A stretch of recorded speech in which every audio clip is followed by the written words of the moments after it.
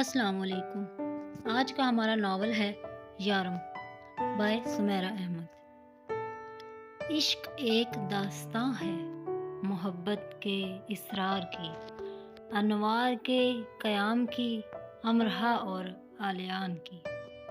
امرہا پریم کا اگر کوئی لاٹ کا نام ہوتا تو وہ سرما کی دھوپ ہوتا، پر سرخاب پر اڑ کر آتی، راج ہنسوں سنگ جھومتی، سنہری زروں سے مرتسم سرما کی دھوپ اس کے سیاہ بالوں سے شناسائی برتتی لاڈ کرنے لگی۔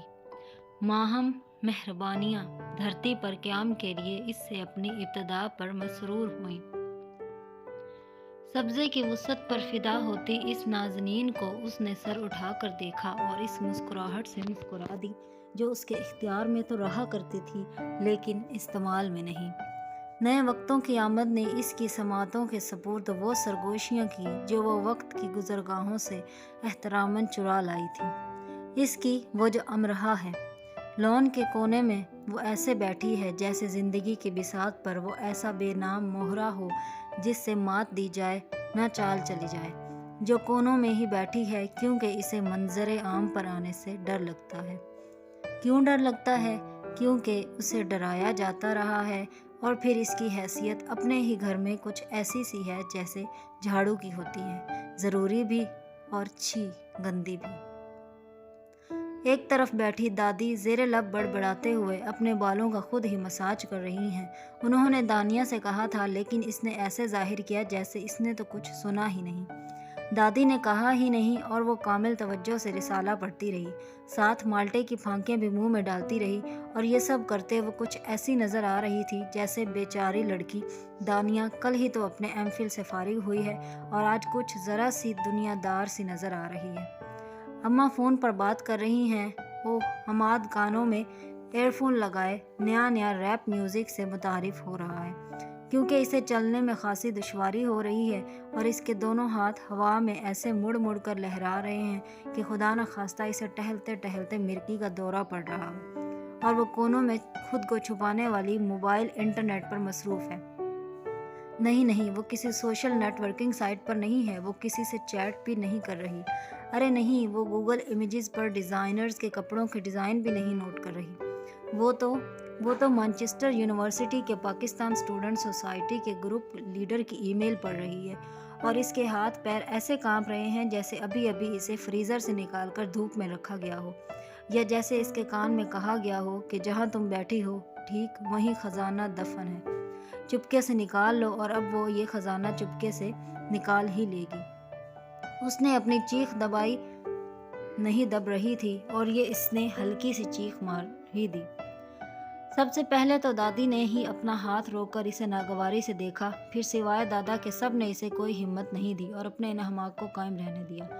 دادا جو توبۃ النصوح پڑھنے کی کوشش کر رہے تھے اس کے پاس آئے۔ امرہا کیا ہوا پیارے دادا، صرف وہی پوچھتے تھے، وہ دادا کے کان میں خسر پسر کرنے لگی۔ تھوڑی دیر بعد دادا توبۃ النصوح سینے سے لگا کر کھڑے ہوئے اور سب کو سنانے جیسے انداز میں کہنے لگے، آملے لینے ہیں منڈی سے، مجھ سے کہاں اٹھائے جائیں گے اتنے، امرہا تم آ جاؤ ساتھ، اسے لیے جا رہے ہیں، مل گئے پھر منڈی بند ہو جائے گی یا پھر آگ لگی ہوگی منڈی میں۔ دادی نے اس کے متعلق اپنے خیالات کے اظہار میں دیر نہیں کی۔ ہم دوسرے شہر کی منڈی میں چلے جائیں گے، اگر وہاں بھی آگ لگی ہوئی تو ہمارا انتظار نہ کرنا، ہم شہر منڈی آگ لگا کر آئیں گے۔ شہر کیوں، ملکوں ملک کیوں نہیں؟ ہاں بھائی، اب تیار رہنا، سب دنیا میں آگ بھڑکنے والی ہے۔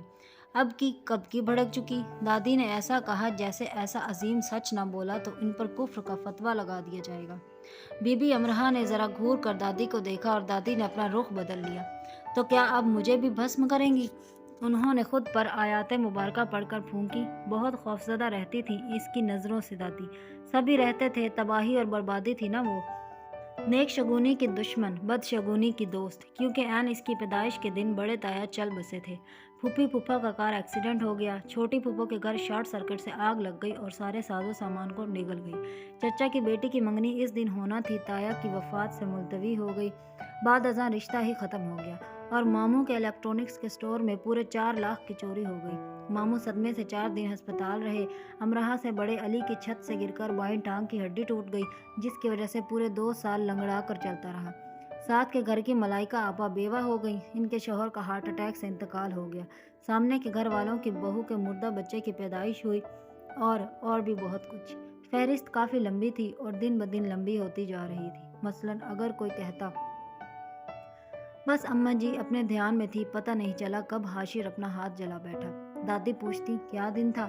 منگل کا دن تھا، آج ہی کے دن بلک بلک کر رویا میرا بیٹا۔ میں بھی دھاڑے مار مار کر رونے لگی۔ اچھا منگل، اور تاریخ کیا بنی؟ تاریخ یہی 2۔ اچھا 2 اور اوپر سے منگل، مدیحہ بیٹا منگل کی 2 کو ہمیں یہ وبال نصیب ہوا تھا۔ اس دنیا پر امرہ عذاب بن کر آئی تھی۔ ہمارے خاندان میں تو ہر تاریخ 2 اور ہر دن منگل۔ کیا کریں، گناہوں کے عذاب بھی تو بھگتنے پڑتے ہیں نا۔ اگلی بار جناب حاشر کے ہاتھ جلنے کا قصہ بھی اس نجس جنم پتری میں شامل کر دیا جاتا۔ اماں بھی ذرا خائف سی رہتی اس سے۔ اتفاق سے ہر سال لگ بھگ اسی دن ماموں کے سٹور پر 3 بار چوری ہو چکی تھی۔ تنگ آ کر ماموں نے سٹور ہی بیچ دیا اور دوسرا کاروبار کرنے لگے۔ اماں کو بھولتا ہی نہیں تھا کہ کیسے ان کے بھائی کا دمکتا شاندار سٹور بک گیا اور بھائی صاحب کنگلے ہو گئے۔ ایک دادا تھے جو 5 وقت نماز پڑھتے تھے اور صرف اللہ سے ڈرتے، احادیث پر عمل کرنے کی کوشش بھی کرتے، جاہلانہ باتوں اور خیالات سے دور ہی رہتے، ورنہ جمعرات کے جمعرات ان کے گھر جلتے 3 یا 5 بس طاق جفت نہیں۔ دادی مرنے والوں کے نام مخصوص جگہ چراغ روشن کرواتی۔ لا مذہب ہو سب کے سب، کیا کبھی روضہ رسول صلی اللہ علیہ وسلم پر چراغ جلتے دیکھے ہیں؟ کیوں جلاف مذہب ایسے کام کرتے ہو؟ دادی ہاتھ سے اشارہ کرتی کہ جائیں اپنا کام کریں۔ بابا نے اعظم مارکیٹ میں قالین سٹور کی نئے سرے سے آرائش کروائی تو افتتاح کے وقت ناریل پھوڑا۔ اعظم مارکیٹ کے دوسرے مالکان محظوظ ہوتے رہے اور بابا صرف اتنا ہی کہتے رہے کہ وہ فلموں میں دیکھتے تھے تو انہیں بڑا اچھا لگتا تھا۔ کیا ہوا جو کر لیا تو؟ تم سب تو کسی سے خوش بھی نہیں ہو سکتے۔ بابا نے ایسے کہا جیسے ان کی دیرینہ خواب تکمیل کا مذاق اڑایا جانا انہیں پسند نہ آیا ہو۔ جمعرات کے جمعرات بریانی کی دیگیں تقسیم کرنے کی روایت بھی بابا کو بڑی عزیز تھی۔ دادا نے ایک بار کہا گھر کے کاموں میں مدد کے لیے جو آپا آتی ہیں، ان کی بچی کے کان کا آپریشن ہونا ہے، بچی بہت تکلیف میں ہے، زیادہ نہیں تو 2-3 جمعراتوں کی بریانی کے دیگوں کے پیسے دے دو، کچھ کا انتظام میں کر دوں گا، ایسے اس کا آپریشن ہو جائے گا۔ بہت بحث ہوئی، بابا نے دادا کو اولادین قرار دے دیا اور دادا نے بابا کو بے حس۔ خیر دیگیں تو پکتی رہیں، آپا کی بیٹی کا کیسے بھی کر کے دادا نے آپریشن کروا دیا۔ تو بس یہ ماحول تھا گھر کا اور یہ حال تھا گھر والوں کا۔ غلط باتوں کو پکڑ کر بیٹھے رہتے، دادا تو بہت بیزار اکتائے رہتے، لیکن کسی پر بس ہی نہیں چلتا تھا۔ زیادہ تر کتابیں پڑھتے رہتے یا دادا پوتی دونوں لاہور کی سڑکوں کو شرف چہل قدمی بخشتے رہتے۔ نہیں ملے نہ آ ملے۔ جب دونوں خالی ہاتھ واپس آئے تو دادی نے طنزاً انہیں کہا بس وہ طنز ہو گیا۔ دادا اور امرہ دونوں زیر لب ہنس دیے۔ جس کام سے وہ گئے تھے وہ ہو گیا تھا۔ ہمیں تو کہہ کر گئے تھے دنیا میں آگ بھڑکا کر ہی واپس پلٹیں گے، اب ایسے کیسے واپس آ گئے؟ یا آگ لگی ہے لیکن ہمیں دکھائی نہیں دے رہی؟ دادا پوتی دونوں خاموشی سے منظر سے غائب ہو گئے۔ ایسا نہیں تھا کہ ایک دادی ہی اسے منحوس مانتی تھی۔ دادی اور اماں کی دیکھا دیکھی علی، حماد اور دانیہ بھی دادی کے کہے پر یقین کرنے لگے تھے۔ کچھ اس لیے بھی کہ ان کی امرہ سے بنی ہی نہیں تھی اور اس لیے بھی کہ امرہ نے ان سے بنا کر رکھی ہی نہیں تھی۔ علی کی ہیوی بائک کے ساتھ کچھ ہو جاتا تو اس پر غصہ نکال دیتا، وہ بھی علی کو 2 سنا کر چپ کر رونے لگتی اور خود کو کوستی جاتی، میں منحوس ماری۔ دانیہ اماں کو چپکے سے کہتی میرے کپڑے لایا کریں تو امرہ کو مت دکھایا کریں، پہننے سے پہلے جب اس کی نظر پڑ جاتی ہو تو مجھے زہر لگنے لگتے ہیں۔ کسی تازہ ہوئی اپنی اور امرہ کی لڑائی پر وہ ایسے ہی غصہ نکالتی تھی۔ امرہ غصے میں کپڑوں پر چکناہٹ کے سیاہی کے دھبے لگا دیتی اور وہاں لگاتی جہاں سے صاف ہو کر بھی صاف نہ ہوتا، اور پھر رات بھر کو کہیں بیٹھ کے روتی رہتی، میں منحوس ماری۔ اس منحوس ماری کو بس دادا نے ذرا سنبھالا۔ انہی کے کمرے میں ایک طرف اس کا بیڈ رکھا تھا، وہی اس کے ابا اماں بہن بھائی بن گئے تھے۔ اس کی باتیں سنتے، اس سے باتیں کرتے، وہ رات بھر بیٹھ کر اس کے فضول اور بے سر و پا سے شکوے سنتے اور سارا دن کس نے دل دکھوایا اس بات پر مل کے آنسو بہاتے رہتے۔ وہ انہی کے ساتھ رہتی، انہی سے پیسے لیتی، انہی کے ساتھ سہیلی کے گھر جاتی، وہ امرہ کے ساتھ اسی سب میں مصروف رہتے۔ ایک رات اس نے بابا کو اماں سے کہتے سن لیا، سٹور پر 4 لاکھ کا لکڑی کا کام کروانے جا رہا ہوں، کسی کو بتانا مت، خاص امرہ کو۔ وہ رات بھر روتی رہی، ہچکیاں لیتی رہی اور بددعا دیتی رہی کہ وہ مر جائے یا ساز و سامان کو آگ لگ جائے، پر نہ وہ مری نہ آگ لگی، بلکہ بابا کے پیسوں میں سے 1.5 لاکھ روپے کم ہو گئے۔ چھوٹی پھپھو آئیں اور کسی ضرورت کا کہہ کر پیسے لے گئیں۔ بابا اماں سے چڑ گئے، کہا بھی تھا کسی کو مت بتانا، لو اب ہو گیا کام، سارا عذاب امرہا پر نہ آ جائے، اس لیے دادا نے دوست سے پیسے لے کر دیے، تب کہیں جا کر اسٹور کے آگے ناریل پھوٹا۔ تو یہ حیثیت ہے ہماری امرہا کی، پیدا ہونے سے لے کر بڑا ہونے تک ایسے ہزاروں بار ہوا ہے، وہ بول لیتی ہے بہن بھائیوں سے، لڑ بھی لیتی ہے، اور پھر ساری ساری رات بیٹھ کے روتی رہتی۔ اس کا دل چاہتا کہیں بھاگ جائے، چھپ جائے، کسی کو یاد نہ رہے کہ اس کی پیدائش کے دن دادی کے پاؤں کی موچ نکلی تھی، بعد از ان کو کمر درد بھی لاحق ہو گیا تھا۔ دانیہ، حماد، علی کبھی جل کر کبھی مذاق میں، کبھی اس کو روتا دیکھنے کے لیے اس کی نحوست کے قصے سناتے رہتے کہ وہ بھول نہ جائے کہ وہ کون ہے۔ اسکول میں ایک بار ٹیچر کی کرسی کا پایا جو عرصے سے ٹوٹ جانے کے قریب تھا ٹوٹ گیا اور ٹیچر جی دھڑام سے نیچے آ گری، تو وہ فوراً کھڑے ہو کر رونے لگی اور اس نے ہاتھ جوڑ دیے، ٹیچر میں نے کچھ نہیں کیا، یہ کرسی خود بخود ٹوٹی ہے، میں سچ بول رہی ہوں۔ ٹیچر کبھی سر پہ ہاتھ رکھ کر کہتی کہ سر میں درد ہے تو وہ سہم جاتی، میں نے آپ کے سر کو نہیں دیکھا، سچ بالکل نہیں دیکھا۔ خاندان کی تقریبات میں وہ انہی کارناموں کی وجہ سے جاتی نہیں تھی جو سارے خاندان میں ایسے مشہور تھے، جیسے شالوں میں کشمیری شال اور میووں میں چلغوزہ۔ ایک بار وہ گئی تو بارات جسے دن 2 بجے دوسرے شہر سے آنا تھا آئی ہی نہیں، شام سے رات ہو گئی، ان کی گاڑیاں موٹر وے پر خراب کھڑی تھی، دولہا باراتیوں کے بغیر آنے کے لیے تیار نہیں تھا، جب تک لاہور سے نئی کاریں بھیجی گئیں وہ اب اس میں بیٹھ کر آئے۔ رات کے 12 بج چکے تھے، سب مہمان جا چکے تھے اور صرف قریبی عزیز ہی موجود تھے، وہ بھی دادا کے ساتھ چپکے سے گھر واپس آ گئی اور اپنے نئے ڈیزائنر ڈریس کو آگ لگا دی۔ اس کے سب کزنز اس کے گرد گھیرا بنائے اس کا مذاق اڑانے میں مصروف تھے۔ نانا ذرا پوچھئے کھانا جل گیا یا بچ گیا، امرہا آئی ہے نا آج، بجلی کے کنیکشن بھی چیک کروا لیجئے گا، شارٹ سرکٹ سے آگ نہ بھڑک اٹھے، کسی ایک نے کہا۔ میں تو دعا کرتی ہوں کہ دولہا بھائی خیریت سے آ جائے، خوبصورت نظر آنے کی کوشش کرتی خالہ زاد بولی۔ مجھے تو دلہن کی فکر ہے، افواہ اڑی تھی کہ 2 لاکھ کا لہنگا جلتے جلتے بچا ہے، ادائے نازنین اپناتے دوسری خالہ زاد نے بھی بولنے میں دیر نہیں کی۔ لہنگا تو بچ گیا لیکن دلہن کے بال جل گئے، ویسے آئرن مشین بال جلاتی تو نہیں، لیکن کچھ بھی ہو سکتا ہے آج تو، کوئی تیسرا بولا۔ ہم سب تو مذاق کر رہے تھے، امرہا تو سنجیدہ ہو گئی، وہ رونے جیسی ہو جاتی تو کوئی کہہ دیتا۔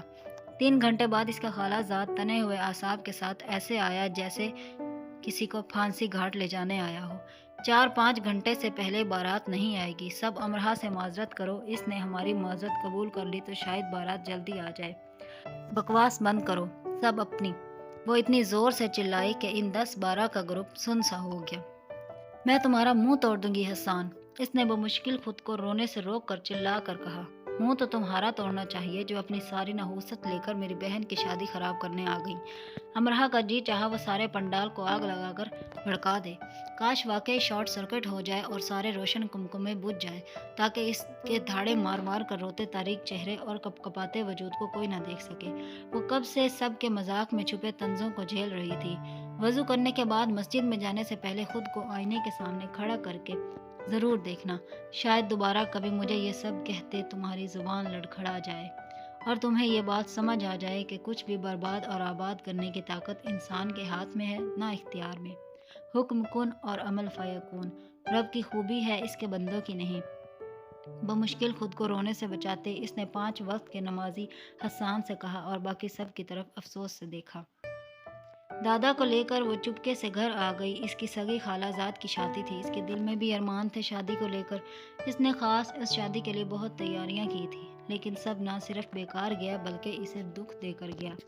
اس نے ایک سفید کاغذ پر میں کسی تقریب میں نہیں جاؤں گی، کبھی بھی نہیں، وعدہ لکھ کر اپنی الماری کی اندرونی دیوار پر چپکا دیا۔ جب کبھی اس کا کہیں جانے کو دل چاہتا وہ الماری کھول کر اپنے وعدے کو یاد کر لیتی۔ یہ سب وہ کرتی تو گئی لیکن بہت اکیلی ہوتی گئی، وہ آسانی سے رو پڑتی، اسے آسانی سے رلایا جا سکتا، جیسے کہ کوئٹہ والا ماموں سال میں بھی ایک بار آ جاتے تو میں دبک کر کافی کا بڑا مگ پیتے ہوئے کہتے، بلاؤ ذرا امرہا کو، اسے رلائیں۔ وہ نہ جاتی تو ماموں کھینچ کر لے جاتے، ہنس ہنس کر سب لوٹ پوٹ ہوتے، وہ دھاڑے مار مار کر رو رہی اور ماموں اس کی نحوست کا ایک قصہ حوالہ جات کے ساتھ سنائے جاتے۔ اماں اسے ڈانٹتی، مذاق کر رہے ہیں ماموں، امرہا کیوں ایسے دھاڑے مار مار کر رو رہی ہو؟ دادا آتے سب کو ڈانٹ کر اسے لے جاتے، جاہل لوگ ہیں امرہا، ان پر توجہ نہ دیا کرو۔ وہ کون سی عالم تھی جو خود کو اچھی طرح سمجھا لیتی، نو عمر، دکھی اور خود کو خود ہی منحوس سمجھنے والی، بس رو دینے والی لڑکی ہی تو تھی، اور پھر ہر بات خود کو فلسفوں سے مطمئن تو نہیں کیا جا سکتا تھا۔ سب جاہل ہیں، پرسکون ہو جاؤ، سب پاگل ہیں، ہاں یہ ٹھیک ہے، ایسا سوچا جا سکتا ہے، ایسا کہا جا سکتا ہے، لیکن ایسا ٹھیک نہیں ہو پاتا۔ رزلٹ اگر 100% ہوتا بھی تو اگلی بار 0 ضرور جاتا ہے۔ وہ جتنا خود کو یہ سب جاہل ہیں کہہ کر بہلاتی، اتنا ہی اگلی بار ان سب جاہلوں کی باتوں پر ہچکیوں سے روتی۔ دادا کی باتیں اسے تھپک تھپک کر سلاتی تھیں تو اسی نیند میں وہ ان سب کی باتوں پر کراہتی تھی۔ امرہا، دکھیوں میں سب سے دکھی۔